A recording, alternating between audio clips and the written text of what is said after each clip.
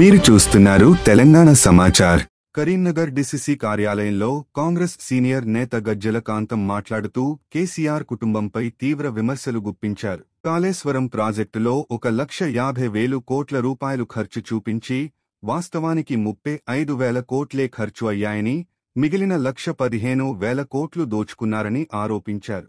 కేటీఆర్, హరీష్ రావు, సంతోష్ రావు, కవితలు రాష్ట్ర సంపదను దోచుకున్నారని ఆరోపిస్తూ తెలంగాణ ప్రజల కష్టార్జితాన్ని కుటుంబ ఆస్తులుగా మార్చుకున్నారని గజ్జల మండిపడ్డారు.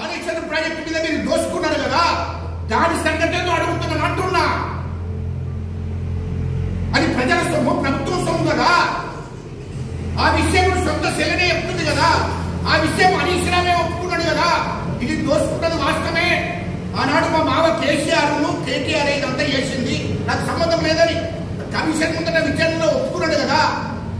సేమ్ టైం కవిత కూడా అంటుంది కదా అవినీతి జరిగింది వాస్తవమే, కానీ హరీష్ రావు దోపిడీ చేసిండు. ఆనాడు మంత్రిగా ఉన్నాడు హరీష్ రావే దీన్ని దోసుకున్నాడని చెప్తుంది కదా.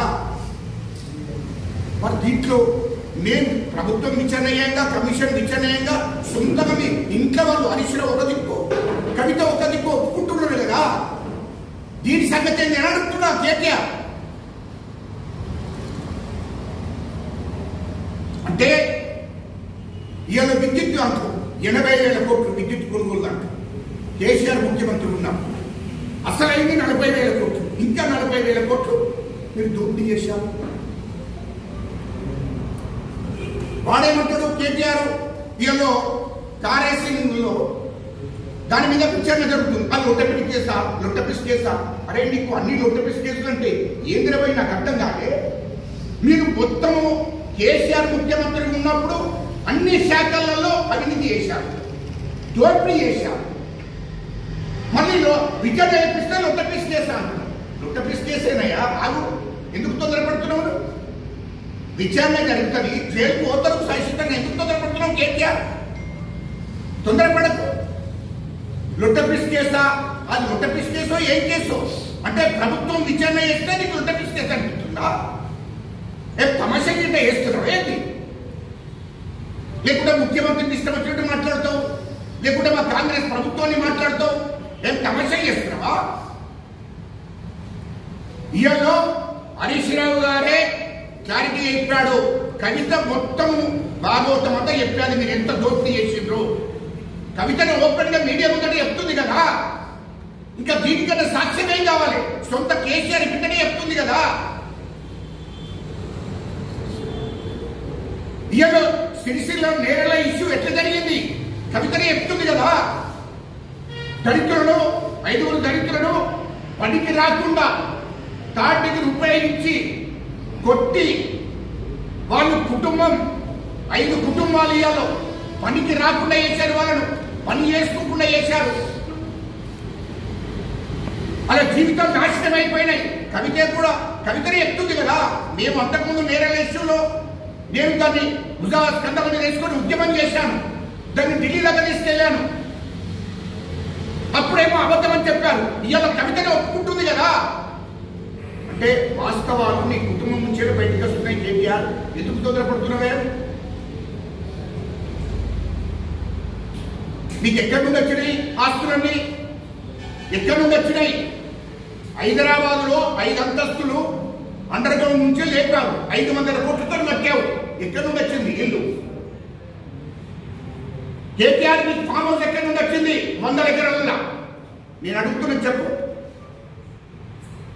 హరీష్ రావుకు అంతకుముందు ఇల్లు లేదు, కేటీఆర్కి ఇల్లు లేదు. బంజారా హిల్స్ లో ఒకటే ఇల్లు, రోడ్ నెంబర్ 12. కేసీఆర్ ఆ ఒక్కిట్లనే కేసీఆర్ ఉండేవాడు, వాళ్ళ కుటుంబం ఉండేది. కానీ వాళ్ళు ఏమైంది? కేటీఆర్ 500 కోట్లతో ఇల్లు కట్టాడు, 5 అంతస్తులు. ఇవాళ హరీష్ రావు అక్కడ ఇల్లు కట్టాడు. హరీష్ రావు ఫామ్ హౌస్ 100 కోట్లతో. కవిత 200 కోట్లతో బంజారా హిల్స్ లో 200 కోట్లతో ఇల్లు కట్టాలి, పక్కకుండా ఆఫీస్ కట్టాలి. ఎక్కడి నుండి వచ్చినాయి కానీ? కేసీఆర్ కూడా 60 ఎకరాల్లో ఫామ్ హౌస్, 60 ఎకరాలు ఫామ్ హౌస్ పెట్టుకున్నాడు, అక్కడ వ్యవసాయం నడిపిస్తున్నాడని చెప్పాడు. ఇవాళ 600 ఎకరాలు ఆ ఫామ్ హౌస్ దగ్గర. ఎక్కడి నుండి వచ్చింది ఇదంతా?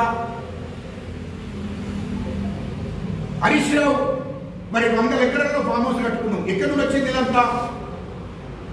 ఇవాళ 100 కోట్లతో ఇల్లు కొన్నావు, ఎక్కడి నుండి వచ్చింది హైదరాబాద్లో? ఇవన్నీ ఎక్కడి? మీకు కేసీఆర్ ఫామ్ హౌస్ 60 ఎకరాల నుంచి 600 ఎకరాలకు పోయింది. కేటీఆర్ ఫామ్ హౌస్, కేటీఆర్కి ఇల్లు, హరీష్ రావుకి ఇల్లు ఫామ్ హౌస్లు, కవితకి ఇల్లు ఫామ్ హౌస్లు, సంతోష్ రావుకి ఇల్లు ఫామ్ హౌస్లు. ఇక్కడ నుండి వచ్చింది ఇవన్నీ? అమెరికాలో పెట్టుబడులు, అమెరికాలో పెట్టుబడులు ఎక్కడి నుండి వచ్చినాయి అంటున్నా? అమెరికాలో 40,000 కోట్ల పెట్టుబడి పెట్టాడు కేటీఆర్, ఎక్కడి నుండి వచ్చింది అని అంటున్నా. అది ఎక్కువ మొదలు. దుబాయ్లో 25,000 కోట్లతో దుబాయ్లో పెట్టుబడి పెట్టావు పెద్ద కంపెనీలు, ఎక్కడి నుండి వచ్చింది అని అంటున్నా. లండన్లో 20,000 కోట్లు పెట్టుబడి పెట్టావు, ఎక్కడి నుండి వచ్చింది అది? అది ఎక్కువ మొదలు. కవిత ఇవాళ దుబాయ్లో 3 ఇళ్ళు ఉన్నది 500 కోట్లతో, ఎక్కడి నుండి వచ్చింది? ఆమె 20,000 కోట్లు పెట్టుబడి పెట్టింది దుబాయ్, ఎక్కడి నుండి వచ్చింది ఇదంతా? ఇవాళ హరీష్ రావు సింగపూర్ లో 25,000 కోట్ల పెట్టుబడి పెట్టాడు కంపెనీలో, ఎక్కడి నుండి వచ్చింది? అది ఎప్పుడు ప్రజలకి మాకు ఇప్పుడన్నా ఇది తెలంగాణ ప్రజల సొమ్ము కదా, ఎక్కడి నుండి వచ్చింది అంటున్నా. ఇవాళ హరీష్ రావుకు సింగపూర్లో 25,000 కోట్లు పెట్టి అక్కడ వ్యాపారం చేస్తున్నాడు. ఇవాళ లండన్లో వ్యాపారం చేస్తున్నాడు హరీష్ రావు. కేటీఆర్ అమెరికాలో, దుబాయ్లో, లండన్లో వ్యాపారాలు చేస్తున్నాడు. కవిత దుబాయ్లో వ్యాపారం చేస్తుంది. ఇన్ని వేల కోట్లు మీకు ఎక్కడి నుండి వచ్చినాయని నేను అడుగుతున్నా. ఇవాళ కవిత పంచాయతీ ఏంది? ఇదంతా పంపకాల దగ్గర వచ్చింది. కేసీఆర్ ఇవాళ హైదరాబాద్ చుట్టూ 30,000 ఎకరాల భూమి, హైదరాబాద్ చుట్టూ 30,000 ఎకరాల భూమి, మీడియా మిత్రులను గుర్తుపెట్టుకోండి, హైదరాబాద్ చుట్టూ 30,000 ఎకరాల భూమి నిజాం వంశస్థులకు సంబంధించిన భూమి. దానికోసమే ధరలు తీసుకొచ్చాడు కేసీఆర్ అన్నాడు ముఖ్యమంత్రిగా. ఆ 30,000 ఎకరాల భూమి ఎవరిదే? నిజాం వంశస్థులకు సంబంధించిన భూమిని 30,000 ఎకరాల భూమి హైదరాబాద్ చుట్టూ కేసీఆర్ బినామీ, కేటీఆర్ బినామీ, హరీష్ రావు బినామీ, కవిత బినామీ, సంతోష్ రావు బినామీ. 30,000 ఎకరాల భూమి హైదరాబాద్ చుట్టూ ఎక్కడి నుండి వచ్చింది రవి? దానికోసం ధరని తీసుకొచ్చి దానిలో రికార్డు ఎక్కించుకొని మీ బినామీ పేరు మీద పెట్టుకున్నది వాస్తవం కాదా? ఇంత దోపిడీ చేయంగా మళ్ళీ మీరు మా కాంగ్రెస్ ప్రభుత్వాన్ని, మా ముఖ్యమంత్రి రేవంత్ రెడ్డి గారిని మాట్లాడే హక్కు మీకు ఎక్కడిదా?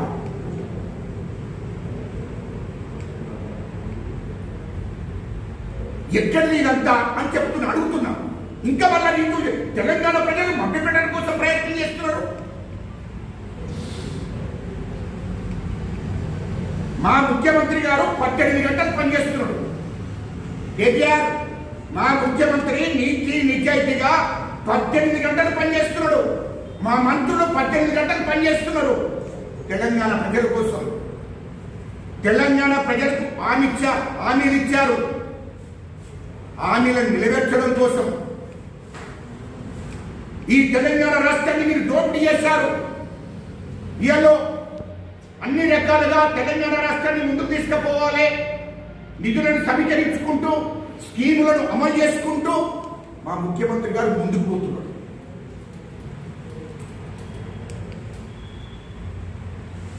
తెలంగాణ ప్రజల కోసం పోతున్నాడు. ఇది ప్రజా పరిపాలన. మా ముఖ్యమంత్రి